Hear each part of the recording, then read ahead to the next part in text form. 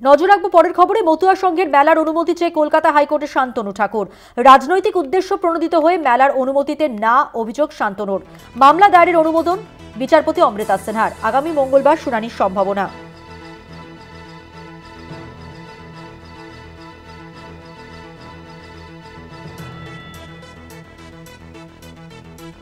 মতুয়া সংঘের মেলার অনুমতি চাওয়া হলো। কলকাতা হাইকোর্টে শান্তনু ঠাকুর এই অনুমতি চাইলেন।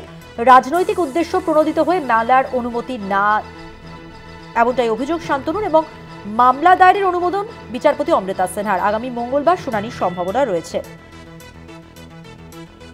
মতুয়া সংঘের মেলা করার অনুমতি চেয়ে কলকাতা হাইকোর্টে শান্তনু ঠাকুর। রাজনৈতিক উদ্দেশ্য প্রণোদিত হয়ে মেলার অনুমতি দিচ্ছে না ডিএম, অভিযোগ শান্তনু ঠাকুরের। মামলা দায়েরের অনুমোদন কলকাতা হাইকোর্টের। মতুয়া সংঘের মেলার অনুমোদন দিচ্ছে না ডিএম, আদালতের দ্বারস্থ শান্তনু ঠাকুর। আগামী 20 মার্চ থেকে মেলা শুরু হবার কথা। দমকল ইলেকট্রিসিটি অনুমোদন দিলেও অনুমোদন দিচ্ছে না ডিএম। আজ বিচারপতি অমৃতা সিনহার কাছে মেলার অনুমতি চেয়ে আবেদন করা হয়েছে।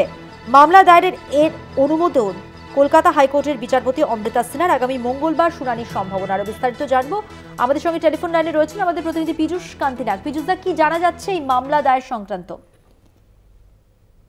মতুয়া সংঘের মেলায় অনুমতি না দেওয়ায় কলকাতা হাইকোর্টের দ্বারস্থ হয়েছেন শান্তনু ঠাকুর।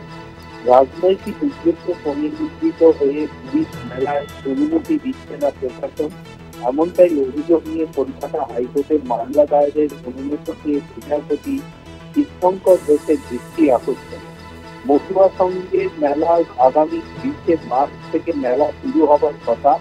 আবেদনকারী দাবি দমকল এবং বিদ্যুৎ বিভাগ অনুমোদন দিলেও জেলা প্রশাসক এই অনুমোদন দিচ্ছে না। বিচারপতি অমৃতা সিনহার কাছে মেলার অনুমতি পেয়ে তার দৃষ্টি আকর্ষণ। মামলা দায়েরের অনুমতি দিলেন বিচারপতি অমৃতা সিনহা। আগামী মঙ্গলবার এই মামলার শুনানির সম্ভাবনা রয়েছে। ধন্যবাদ। কথা বললাম প্রতিনিধি পীযূষ কান্তি নাগের সঙ্গে।